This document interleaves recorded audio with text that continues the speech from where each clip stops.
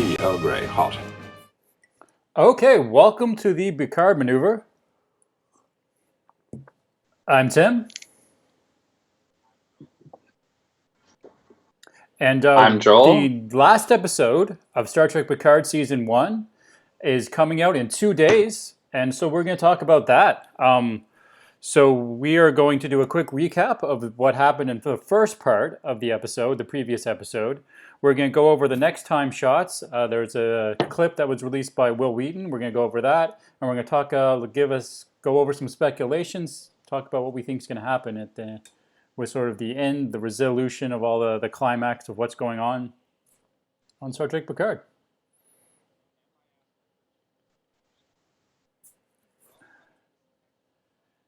I have no idea why that happened. Let's cut over to here and see if this move works better. There we go. All right. So yeah, we also hopefully fixed our audio problem from last time where you couldn't hear me talk over images, and we created this new screen. Thank you, Tim, for doing that. It looks great. Yeah. So there's a shot from. So this is a shot from the end of the previous episode. So that's episode 9, which was Et in Arcadia Ego Part 1.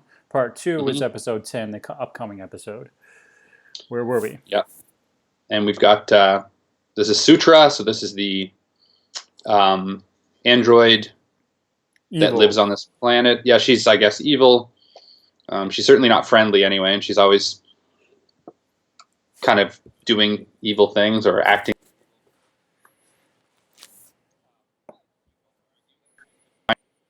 Trying to protect her race. So anyway, quickly to go over where they left us off in episode 1. The Romulans are on their way. Lots of ships. Can't get a hold of Starfleet. Are they coming? Picard has been locked up. Agnes is not locked up, and she's now kind of convinced Soong that she shouldn't be, so she can help with this, presumably this golem that he is working on. So that's another thing from last episode. We've got Narek, who was captured, who is now free and running to the Borg cube. And they killed one of the androids to set him free and made it look like it was him. Kind of a false flag thing. I don't know. There's a few other little details, but I think let's leave it there. And that's kind of where we were left off last week. And then we'll kind of go over. The main thing is that the Romulan fleet, the Vakvash, Tal Shiar fleet's there to kill them all. And they're faced with this question: are we actually going to call ET phone home for the super evil, highly evolved AI that's going to kill everything in the universe or in the galaxy? Right, and would that be justified? And it seems Picard thinks not. Based on if it is going to kill everything in the galaxy, I think he's justified in thinking that. And we've kind of got Soji, who seems right now to be on the fence with the whole thing, and she's not necessarily. She looks like she hasn't made up her mind, although she's okay with having Picard locked up right now. Yeah, and it has, I don't know, it sort of has a similar dynamic feel, that dynamic to Descent parts 1 and 2, where Data works with Lore. But in that episode, Data had used like the emotion chip to sort of hack into, Lore used the emotion chip to sort of hack into Data and only give him negative emotions and try to force him to like think evil thoughts and be evil and make evil considerations. Whereas... Yeah, and there's some theories around maybe Sutra's beginnings and how she was created that might lend to what you're saying there, but nothing confirmed, just theories. Yeah, so there you go. So let's take a quick look at, there's the next time shots, and then there was a clip that Will Wheaton and the Ready Room, his show there, showed. So we'll take a review maybe so this is what's been revealed to us already about the next episode. So this is the Will Wheaton shot. Soon, there wasn't tons of information in it, but we'll look at this first, and it looks like something that's going to happen pretty early on in the episode, because it's right after the events we just had. So that's Soji going to the place where Picard is, which is, I think, which is Maddox's room, I believe. It looked like it was Maddox's room from before that they were in. And you can see Agnes, it's like looking around the corner, watching it. What? Sorry, I don't seem to have the shots I thought. Oh, we must have deleted those shots. Anyway, so Agnes was Yeah, I looking think around the we. corner, and basically she saw how the eye scanner thing let them in, and you could see Agnes sort of react, Mhm. saying, that's how you get in the door." So maybe Right. Agnes is going to free Picard, is what that suggests.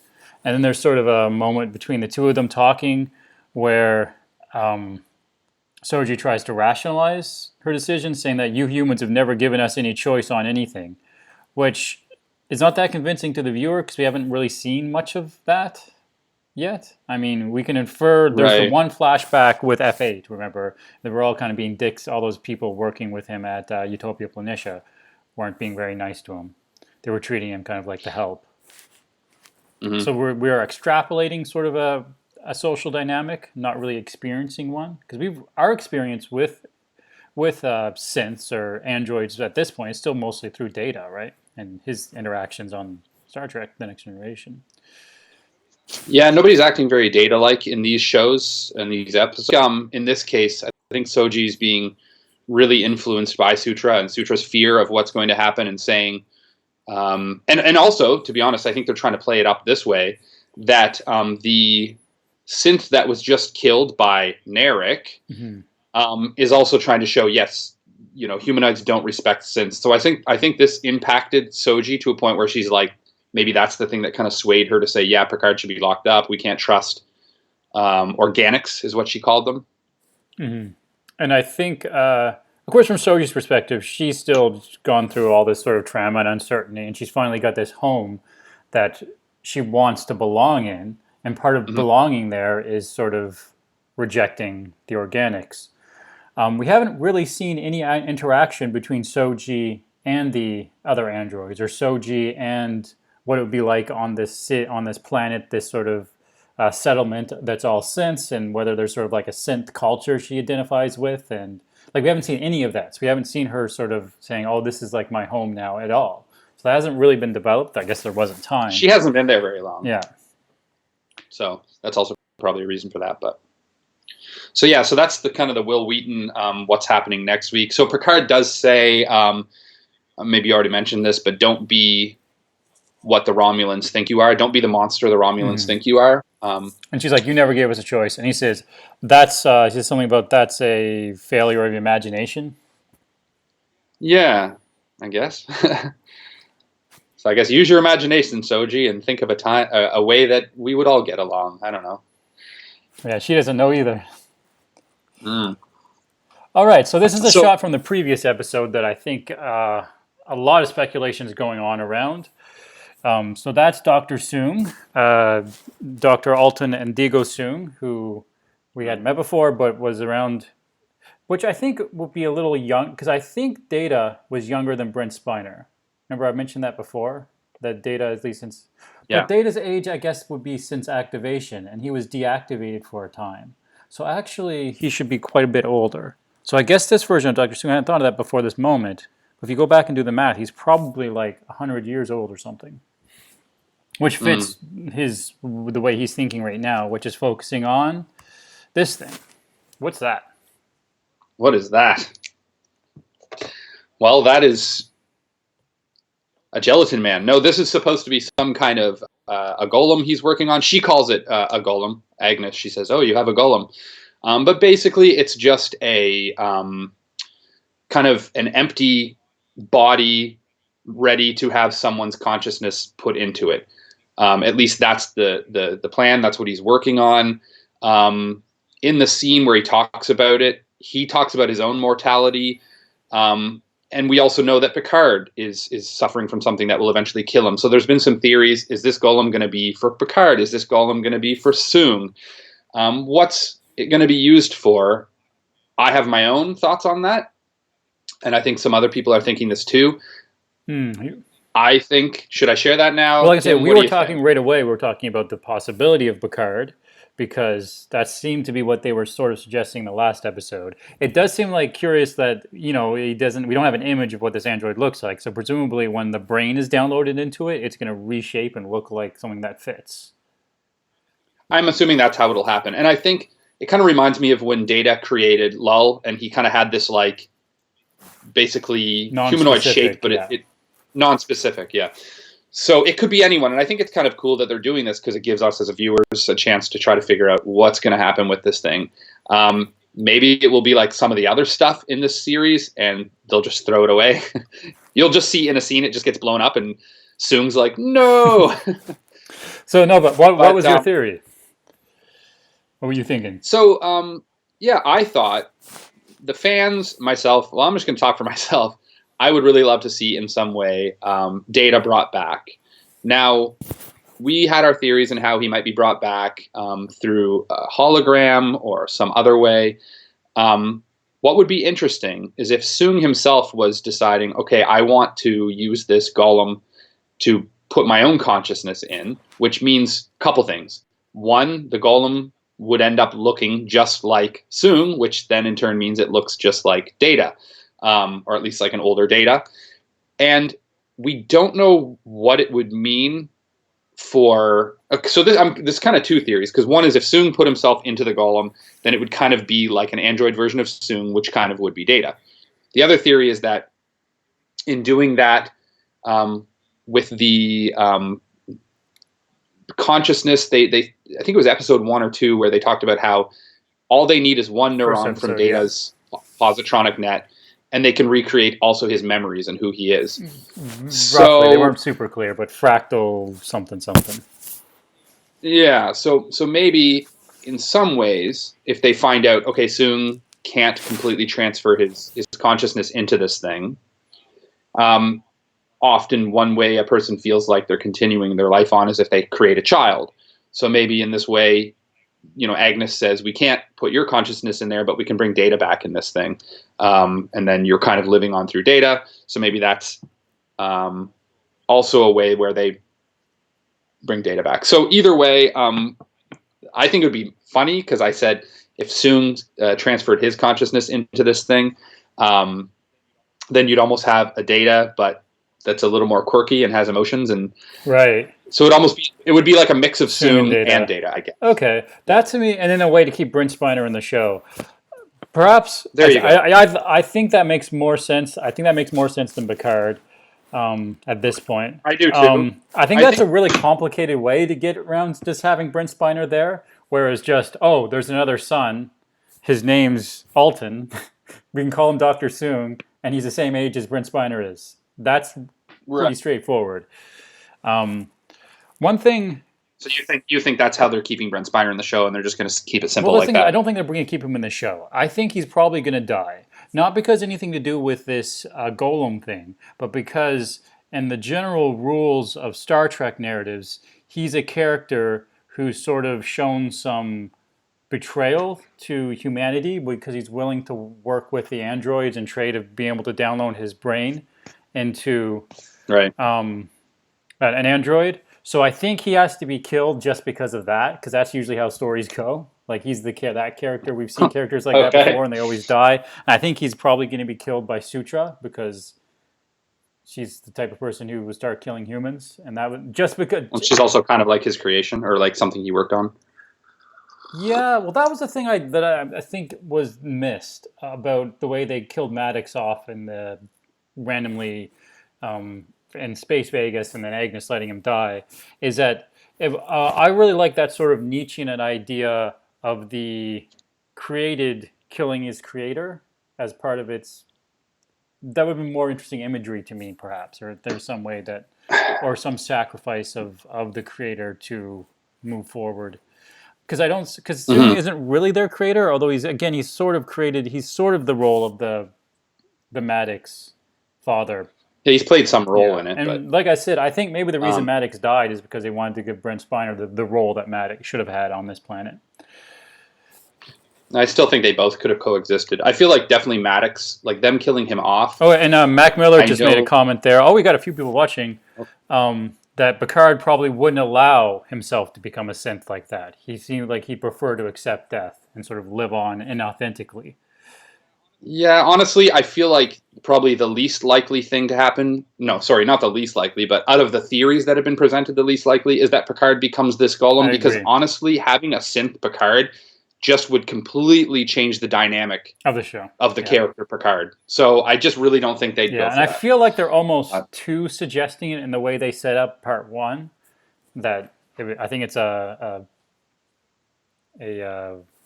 feint, a sort of fake direct. A double fake or a bait and switch or one of a those. lobster trap. All right. No, I agree. I don't think it's going to be Picard. I think if anything, they may use it as a way to bring back Data or Soong, or maybe somebody else, somebody completely different, like the Rios. Oh, he's got holographic versions of himself that could stay around. What about Tasha Yar? I mean, she's been gone for quite a long time. What about Sayla? She's Sayla. Like, or Hugh. What about Hugh? Could they do that? I'd rather that. I think that would be more interesting to have someone who was a Borg, then an ex-Borg, and then an android. Like that would be a sort of interesting dynamic to sort of reflect on. There are options. There are possibilities, and we're not sure which will be the right one. But I think it's interesting. I like the fact that they've created this thing to speculate about. This kind of yeah. Let's. So there's this thing I think we should talk about too. In the previous episode, this machine had a very weird scene that it was sort of zoomed in, focused on, and described that it's going to, I think, have some sort of important role in the next episode. So I called it an ocarina because I think, to me, it looks like an ocarina. But if you look at it longer, it's like a slice of liver with metal rings. Anyway, it's a weird looking thing. So it fixes stuff and you use your imagination to fix things. Yeah, and this is another thing that like we could speculate on this and it could just be a throwaway. But to me, the moment, it'd be really hard not going to bring this back because it was so ambiguous that, and I feel like the writers were using that to kind of say, yeah, we're going to bring this up in the next episode and it's going to be used to fix something. And I don't think it's just going to be fixing the ship. Maybe it will, but I'm thinking something else might go wrong. Like maybe Soji sacrifices herself and ultimately is like to save Picard. And because that would be, at this point, Soji's kind of stabbed Picard in the back quite a lot by letting him be trapped and then like not freeing him. So the only way to sort of like balance their friendship at this point is for her to like sacrifice herself, her life, to save Picard. Yeah, and they're building her up like she's going to be the one that has to make the big but she's going to be what the filmmakers whatever use to get the message across, which is that you can make a decision even if someone thinks you're a monster, you can still choose. And so saying that this item fixes things, use your imagination. I don't know, maybe I can see a moment where Soji has sacrificed herself and Picard has to use it, or somebody to fix Soji, and I don't know. I think it's a possibility. Yeah, I feel like if they're fixing an android.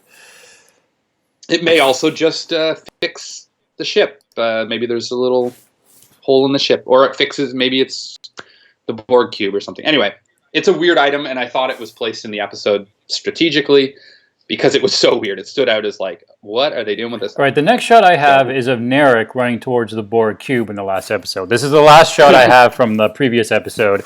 I sort of threw it in there. There's another shot, because he's in the next time on, where we see what he does next. So we could talk more about him then.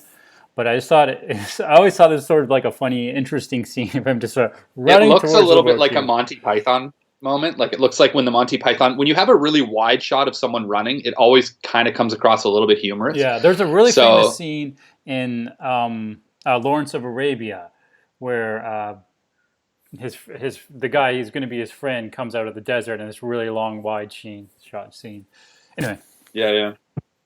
So anyway, he's running. So I think we already talked a little bit about this, but of course he was kind of used as Sutra said, I'll let you free, basically, if you kill, or at least let me tell them you killed this synth.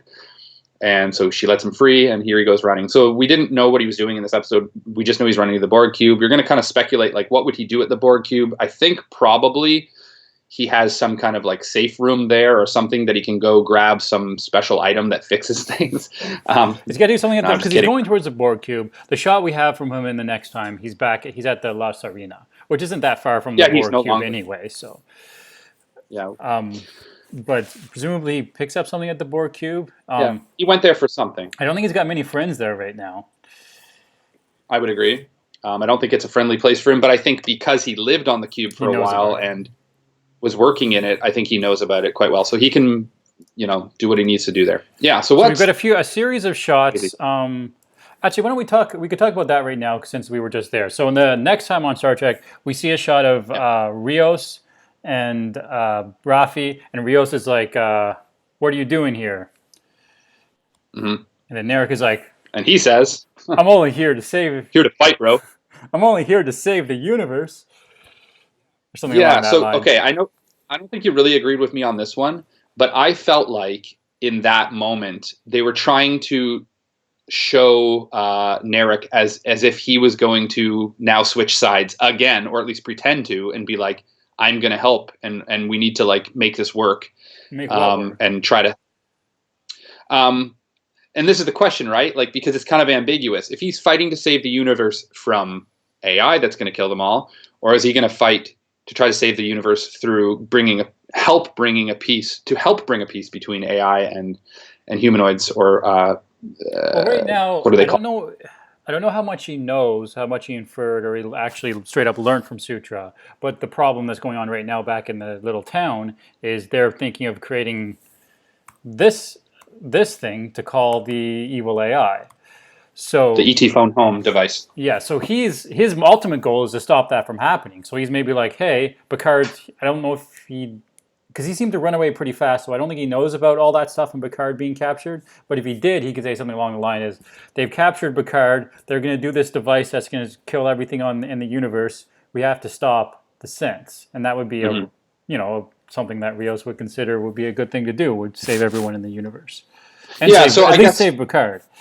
yeah, and I think one of the things that's been ambiguous a little bit, and is who are the good guys, who are the bad guys, because and I know you keep saying, well, they're making it pretty clear by showing who's evil because they Steve act just super. says he probably just wants to communicate with his fleet, which makes sense. Yeah, so I think he's then to do that. It's not like Rios is going to be like, yeah, sure, come on the ship and communicate with your fleet. Yeah, because right now they're the Um, villains. But I don't think there has been this moral ambiguity. I think there is right now on the part of Soji and her decision. yeah, well, But I there don't you think go. there is with Narek. I think Narek has always been displayed as a villain, and the good villains have understand. Good villains have motivations you understand and can somewhat identify with. But Yeah, I'm so not even but sure I if think that's he's a completely true. little. They've tried to build him that he's a little torn because of even him saying, "I did love you, Soji," and yeah, he could just be manipulating her, and then in turn, me See, as a viewer. again, I didn't. I never really felt that. I felt that was always maybe his own his own delusions about like he doesn't have any sort of authentic self, so much so that he doesn't really even know how he feels about people, Mhm. about people he's trying to manipulate and stuff. But I Well, don't and if think. that's the case, he may still be a little on the fence with some things. That's all I'm saying. But we'll see. Um, Probably not. He's probably in this case maybe trying to manipulate Rios to use the ship to communicate with his fleet, which is probably the most likely thing that's Yeah, going I on guess here. that's because So that's all he really knows right now. Other than maybe he goes back to the Borg cube, presses some computers, and scans what's going back on the town, and then it's like, oh, that's what's going on. Now I know everything. I can use that to talk to these people. Because he's a type yeah, of character. If he knows what's going on, it's easier for him to do stuff. And this show, people tend to know what's going on if they need to know. I was going to say, what do you think the odds are that he uses either the cube or at some point something to talk to his evil sister, and they have like a moment of where she's like, "You better be doing evil stuff." Like She seems to. Gargamel and what's the is the sidekick of Gargamel? Uh, Yeah, at some point they do connect. At some point in the last episode, he does talk again with his sister. I mean, they have to reconnect in some respect. I suspect his sister at least dies. you Probably think so? Commodore O dies. Yeah, they don't. I don't think they're going to be villains in the next season. He might. I don't. I don't know where his character goes. He might stay around for the next season because he's still sort of an interesting foil or dynamic, Hmm. contrasting Soji, who's presumably going to continue to be on the show's dynamic. So it's kind of interesting if he comes back around and maybe he sort of whatever. However, this next episode resolves, he ends up in a place where everything he's believed or thought he believed has fallen apart. He doesn't know who he is anymore. He's lost his sister, whether she's dead or just left or whatever. So he'd be in a much more vulnerable position, which might be an interesting dynamic if he was like behind a force field to have discussions with Soji next season. Anyway, is that all we want to say about Mr. Narek? I think so. I think Steven points out, has Narek even gone through the premonition or the admonition? I don't think so. I feel like you don't think so. I don't know. Because from what we saw, it seemed like only women went through the admonition, but all of the sort of soldiers we've seen have been guys. So maybe they're just ideologues who follow. I was walking the other day, and I found the admonition. I don't know if you can see this. Admonition. Oh, I can move back to our shot. Although last in our shot, you were framed weirdly. Yeah, I think it doesn't quite work. If you sent that to me... Okay. No, I just thought it'd be funny. It's basically a photo I took of a trampoline without the trampoline on it, because in the winter people removed the top part of it, and it just looked like I almost went over and grabbed it and like was going to pretend to be like, and then freak out. But yeah, no, so that makes sense. If you see one of those, stay away. Okay, so the other thing, yeah, so it does look for this shot, at least for this next time, they're making that antenna thing. They're definitely building the antenna. I think they're building it very fast, too, like with nanites or something. It's being built for like nanites? That's what I was going to ask. It looks like it's being built with nanites or something. Yeah. They've got some sort of technology. Go back to it for a second. Because I just think, so... Because we got more shots of like the beam and like what actually is going on there. Yeah. So I guess it's not super important, but I just wanted to... no, I think we can move on. I was just going to say, basically, they've decided clearly to use it. I think last episode, and even in our live, you were kind of like, do you think they'll follow them? The cliche of a lot of science fiction movies, at least, and pretty much every Star Trek movie, has been the final sort of platform scene with the beam and the final button. So they're definitely going to make the complete thing and start. We've seen the beam and everything like that, and like open the thing. There's always going to be like the last minute save. That's the potential. It's the suspense that they show, right? Like there's this portal. We'll get to it here. But first, we got a shot of the Romulan fleet and Commodore O, who's got like the Romulan uniform on with the shoulders, the classic sort of Romulan shoulders. She really didn't, like once she decided to out herself as far as, a double agent or whatever, she's just no turning back now. She'll never be able to go back to Starfleet again. But I think, like you said, it won't matter because she's going to either die or something crazy will happen with her character. And it's so confusing because I remember in the second episode, at the first sort of talk between, she was still in her Starfleet uniform, Lieutenant Narissa and Narek, and they talk about her like she's not a direct member of the Vakvash. Remember, she says she's a convenient ally to us right now. Not that like she's the mother figure of my cult. So you don't talk about your mother, like the person you're following, as someone who's a convenient ally at the moment. Yeah, I don't think that transition worked super smoothly as far as her being Starfleet, her being a spy, her manipulating things, and then all of a sudden here she is, the leader of the Zhat Vash. Like I think they could have made that more believable, and also if she's, I guess this is all or nothing moment for her, so she's like, I don't care about trying to hide as a Starfleet officer anymore. I'm just going to, do my thing to try to stop AI. I think, but a bigger problem with that is that the whole reason she set herself up as a Starfleet officer so quickly 14 years ago, so that because she gave herself like 2 weeks to get into Starfleet, control Starfleet policy, set up the attack on Mars, etc., is that if people say, hey, wait a second, she was a secret extremist religious cult leader who hated androids, they might realize that she had set up the whole Mars thing, and then the Federation would end up not outlawing synths, and then we're back at the same place. Yeah, the ban on the synths should be immediately reversed. So maybe in that respect, does it make sense for letting everyone know who she is, particularly if the Federation show up, if the Federation cavalry show up and see, hey, what are you doing, Commodore O? Does this mean that the ban on the synths never made sense? Anyway, there's a cool shot of all the ships. Do we want to talk? I actually kind of like the design. They kind of are, classic Romulan bird of prey type designs. They're a little more recognizable, perhaps, as like birds, yeah, in kind of a cool way. I think they're kind of missing like the hawkish beaks. Yeah, and they look to me a little bit more, I guess, and this is for me a negative, they look a little bit more just like typical like F-16 or Yeah, F-14. I don't know what they're at now, but they like look like jet fighter fights with jets. jet So fighters a little bit. yeah, it's a little more boring to me because of that. Because these are like aliens. So why did they make their ships look just like Yeah, fighter but I think jets? they're But kind of trying to look more like birds of prey. Although the yeah, front part look a little bit like, remember the sort of robot controlled fighter jets from Battlestar Galactica? And you could tell they were robots because they had the red eye thing. That's green, of course, but hmm yeah. So that's the fleet on its way. So again, last episode, Picard was trying to get in touch with Starfleet and couldn't, and yeah. creating Well, drama. Matt just Are said, they going to show I up? assume that Commodore O was in Starfleet well before 14 years ago. Otherwise, she'd be Oh hard yeah, for her to like be head of Starfleet security that fast. So that probably makes sense. it would have been a long game plan for her. So we definitely get a bunch of shots of presumably a battle between the flowers, uh, the orchids, Orchids. and we saw, I don't know if I took a shot of it, but we saw the orchids kind of coming out of the planet. Um, we got some shots here of our Looks boy, like Elm. you know, Elnor, in a pretty cool fighting stance. So it looks like, and Raffi's with him. So it looks like they come to the town and say, "Hey, what's going on? Where's Picard?" And it results in some action. Yeah. So I mean, it's hard to figure out what's going on. What's the synth behind Oh, Elnor he doing? just elbowed him.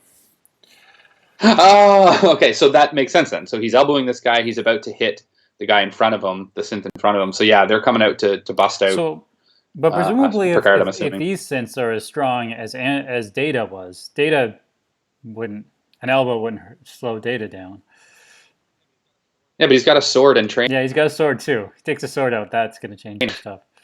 And then the next shots we have are of actually, it looks like, so this is the beam that looks like it's actually opening a rift into space. So it looks like what that antenna Yeah. was doing is creating some sort of beam thing. Pretty reminds you a lot of the things we've seen in the Avengers movies, where there'd be a beam that would open a rift, and then the villains on the other side would come through. Yeah. Do you have a shot of that? Cut I to the do. next Well, one. there's another shot I think of the beam being created from the Opening the antenna. portal. Yeah. There's a shot. The shots were sort of, I have them in order of the next time on, but those are the shots of the orchids going up to fight. And here it is. So on the other side of this beam, so presumably it's in another dimension or a universe really far away, although they've obviously connected with our galaxy at some point in the past because they set up that admonition place for people to talk about. But you can see they're very like, they're AI, they're like computer AIs, but they're very like Cthulhu-ish. Spiky, Well, I was sharp. gonna say not sharp, but like tendrils, like an octopus's Well, they look tendrils. like thorns though. Like they've got like little knives on each piece. You know, Right, but they're sort of perfectly going, built for destroying they're sort of moving in organic a life. way like that. The classic sort of like Lovecraftian image of like the multi-dimensional demon that's going to come through.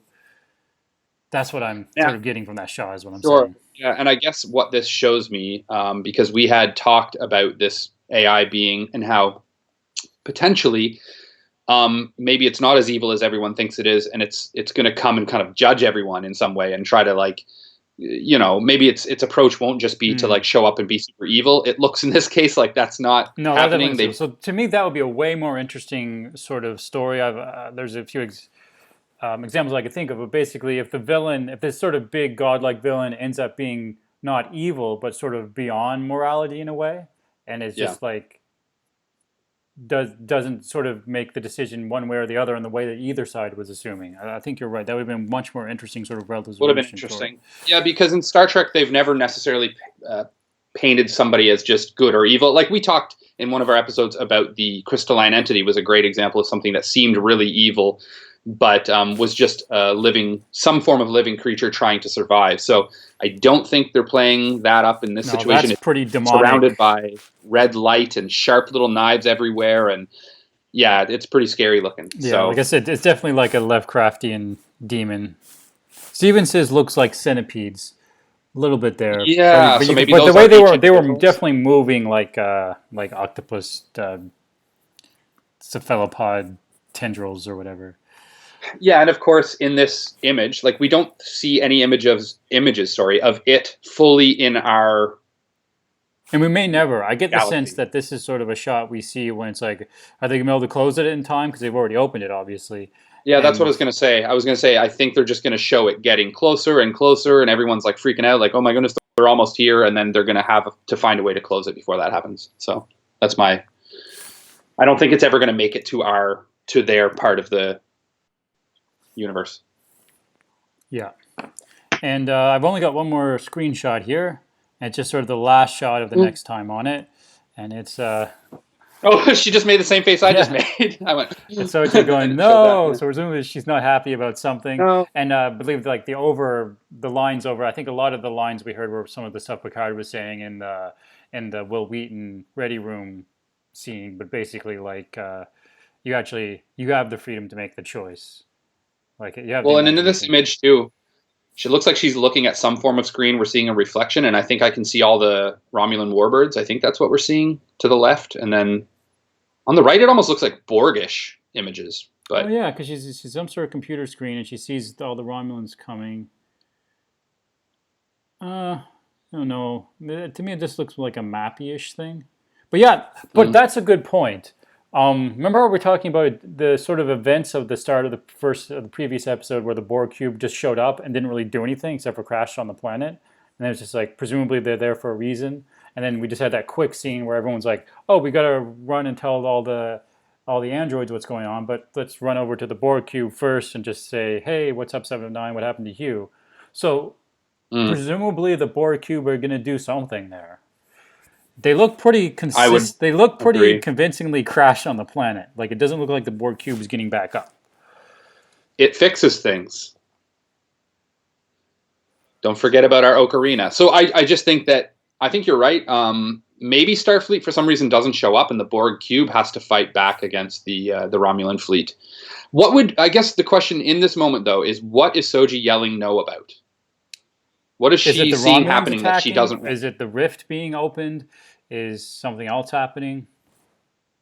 They're Hmm. often before in their sort of previews and trailers, they've had people react in a way that we're assuming is to one thing, but it isn't necessarily to that. Yeah, it's not even connected.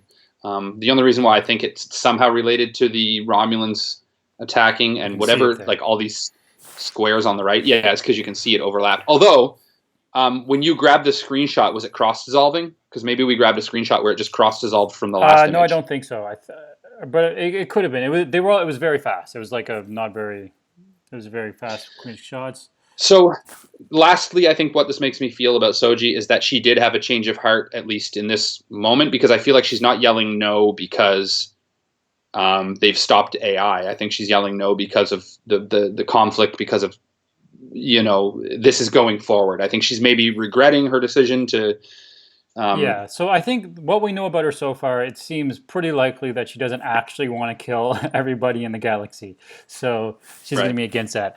Derek actually had a good point just about back to about like what we think is going to happen in the last episode with Picard, etc. He was saying the Hmm. opening sequence of the episode, you see sort of Picard being put together with pieces of plastic. Remember, you can see like the Hmm. shards of his face Oh being yeah, lumped together, and maybe that is sort of a foreshadowing of him foreshadow. from That would this be life. interesting. And it certainly would. The imagery adds up.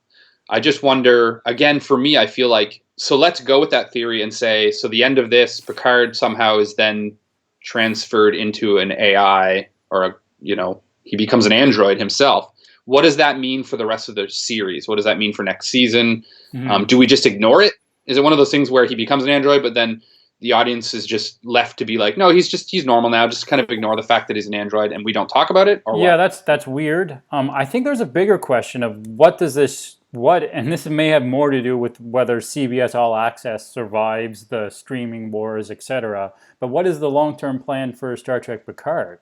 Like, is it Hmm. going to last 7 seasons and Patrick Stewart's going to be 86? Like, I hope so. yeah, I hope so. But I mean, is there a plan for like Star Trek Picard doesn't make sense without Patrick Stewart, right? There's no version without Absolutely, Picard. Um, absolutely. I don't see there being a strong reason for Picard to turn into an AI unless he can sort of like it sets up in a way that the actor could sort of just like call it in. like just do like voiceovers, but like he doesn't Oh actually have to be gosh, there on set or something. can you But imagine? That'd be terrible. but even like said Mac Miller sort of reacting to this idea, and Steven is too on the chat, and they're basically just saying they just hate that type of idea. Like the fans would hate that, and I I'm gonna think say, CBS knows enough that the fans would really not like something like that. Like they would find that a very insulting ending. oh, okay, Mac's saying it's a 3-season story arc apparently. Okay, cool. Actually, I love Oh, I that. I haven't love. heard that. I know that they had said that they were going to do a second season, but that to me was always just like them saying what they always do. They always say like the by okaying the next season, that means that this season is going to be good. But three season or story arc. I mean, that's reasonable. And Patrick Stewart So could be that around for three implies then seasons. Hmm. that implies in some ways that this season is going to end with some form of cliffhanger, in that it's going to say, it's not fully resolved.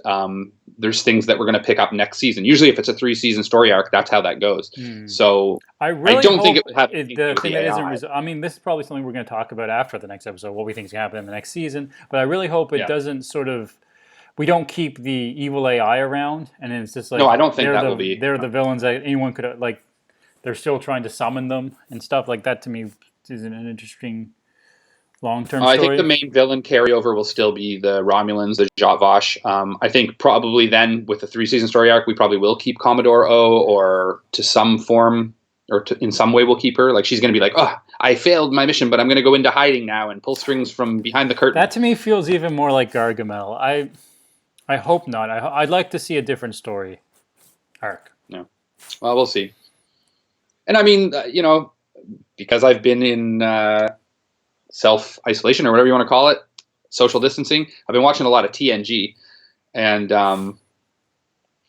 I love that show. And I think one thing that you do benefit from not doing too long of a story arc is that you can really tackle a lot of different things in an easier way, as you're not trying to make everything connect with the episodic style. And I'm not saying I love what is it, the anthology style, or like everything kind of connects. I love that style too. But I definitely, like you're saying, I don't necessarily want to see this AI thing continue into season 2. And some of these characters, they can still maybe be in the background, but I'd love to see them tackle something new. There's a couple points from the chat that are probably worth reviewing. Derek just mentioned maybe somehow the plastic or the android technology is used to cure Picard of his disease. Maybe somehow how the positronic matrix was supposed to cure Riker and Troy's son there. And but Mac was saying like a cool way for the show, for the season to end would be the Enterprise flying in. Just at the right moment, and then like closing the rift or something. Geordi using the deflector dish to close the rift. It's a deflector, yeah. Well, so I had written this down and I forgot to mention it, which was that after we've talked about everything, do we believe that we will see Riker again? Do we believe we will see any guest appearances from any of the old crew? And if so, maybe this is how it happens. So maybe there's a final moment in the end where all looks lost, and Geordi or Riker or somebody in the Enterprise flies in and it doesn't feel like it makes sense for Riker to come back in the way they did that episode. But if you remember the ending of the first season of Discovery, it sort of wrapped everything up. They even had sort of a moment where everyone was given awards, and then there was like it ended with the original Enterprise showing up, and then there's like is Spock there, and that was sort of like an exciting ending that everyone was like speculating about. So I definitely think you guys are right that it's gonna have some sort of ending that is like a huge callback, and it's like, oh, what's gonna happen next season? And the only version of that would be someone showing up we just least expected. I would love to see somebody new that we haven't seen yet, like Geordi or Worf. Mac was saying they did that already. What are you referring? What did they do already? I missed the opening or the ending we're talking about. Or I mean, they certainly have done anything like that. If that's what you're referring to, we can just wait on that response. But yeah, so I really do hope that we see maybe somebody like Geordi, Worf, or somebody that we haven't seen yet. Maybe you probably meant they Crusher. did it already, and that they did that already with Discovery, having the ship sort of just show up at the end. And they might not repeat that. Well, and it doesn't even have to be like a very end thing where it shows up at the very end, but maybe at some point we have somebody join the Force and say, even if it's through Will a Wheaton would be a very interesting choice because presumably at this point, maybe Wesley has still got like traveler powers and he could like close the rift using magic. Can you imagine? Oh, another thing I wanted to mention. This is completely unrelated, and yeah, Mac was saying he's just referring to the Enterprise showing up in the last scene, but is in the beginning of the preview for next week, the one that Will Wheaton showed on his Picard Maneuver show, which is he also is called that. It shows Picard releasing a butterfly while he's kind of in prison. And I think that's the AI or android butterfly that Soong referred to in the last episode. But it reminded me a lot of Gandalf in I think it's the Two Towers, or I think so, where he releases the moth. This is a complete stretch, but we were like, imagine Sir Ian McKellen makes a guest appearance. Well, there you go. Maybe that's foreshadowing. That would be awesome. I don't think this at all. I really don't think that's going to happen, but I think that'd be hilarious. Yeah, for certain. For certain. But I mean, as far as to sort of step back, I think as far as what we do know, it does feel like a pretty classic. The rift is opening. We've summoned the big bad guy that's going to destroy the universe, and there's a final battle that needs to happen, and the heroes in the last minute will stop the bad thing from happening. Okay, and I'm still thinking about the Enterprise coming back, because Mac just said definitely want the Enterprise to come back in this episode. Imagine it came back to the original opening music of TNG, like it comes back with a dun, dun, dun, dun, dun, dun, dun, and then it's like firing all like phasers. Or it's the future Enterprise from the last episode somehow. Because at the time, because remember the last episode, the flash forwards from All Good Things was about 4 years ago. I was counting on Steve to chime. I said Two Towers, but Gandalf kind of whispers to the moth and it flies off. I think it's Riker showing up. They added Nepenthe later for a reason, and it set up a lot of exposition for the Rikers. Yeah, so I think that would make sense because he made a point of saying he's semi-retired or like he's not retired. He's just kind of what was it called? Right, he was on reserve, something like that. There was a word he used. I hope I would love that. Yeah, to me it didn't. To me, the way they ended it though, it felt like it was an ending for the season. The way they sort of hugged and then said goodbye and. I mean, I'm just reading it based on the way they did the scene from a writer who would already know how he was ending the season. Wouldn't it even make it more powerful if he showed back up? Because Picard would be like, I thought we hugged and said goodbye. No, I think, but to me that would make sense. And there's still this question of the Starfleet fleet. Active reserve. Active reserve, right.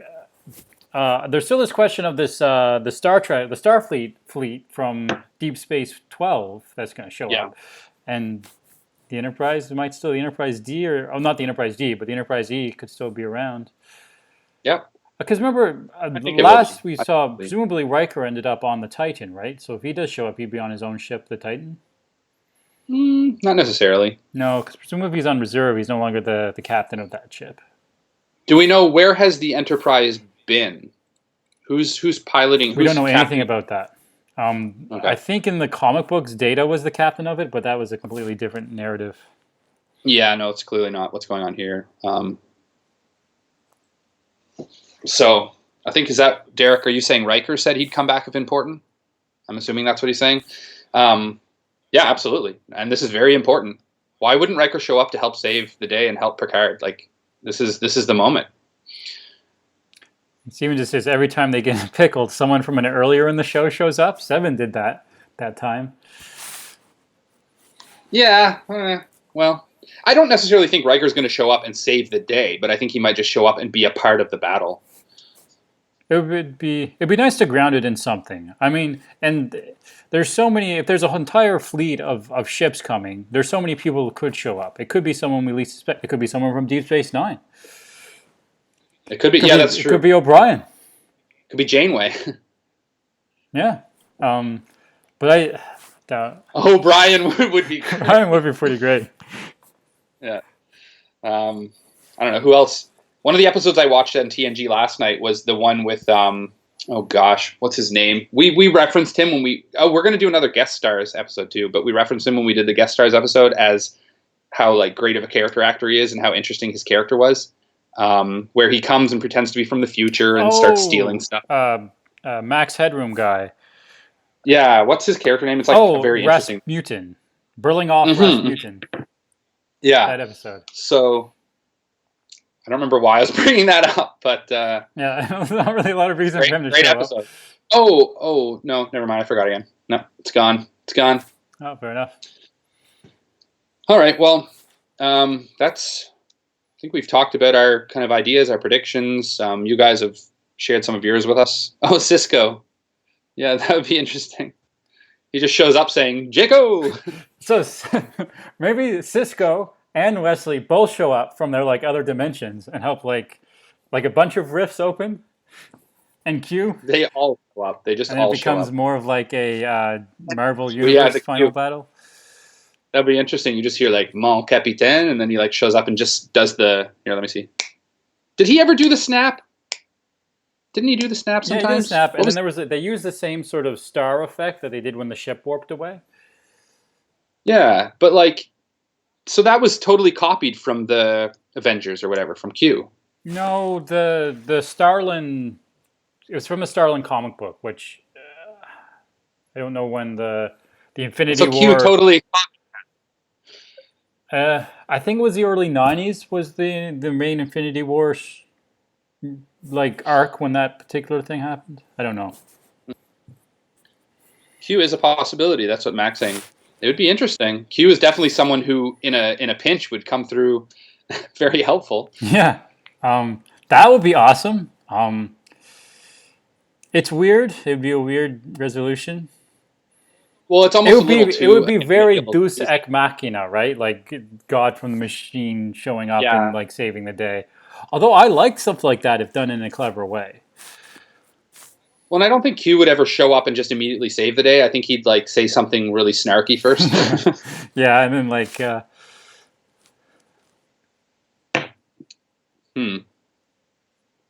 right. You're just reading too, are you? Yeah. But yeah, so I think maybe we're trailing off, and it's been about 53 minutes live time. Oh, has it? Okay, wow. Because we can see that now at the bottom of the shot. Okay. So I think we're getting better at this sort of streaming live thing and it working and being able to hear ourselves. Yeah. So I think maybe we'll try to do our shots like with this setup again. So we'll definitely do a live show Thursday.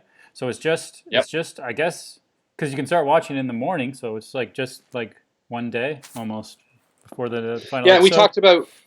I mean, we've got some free time, so we talked about maybe doing more of these live streams anyway, talking about other things. Well, the series, do we know when Discovery? I haven't heard when Discovery. I don't know if it's been in the new season has been announced yet, but there's other stuff we could definitely talk about as far as from the Picard maneuver, and whatever happens in the next episode, I imagine we'll have a lot to say about it. Mm-hmm. Oh yeah, no, that's going to be a fun one.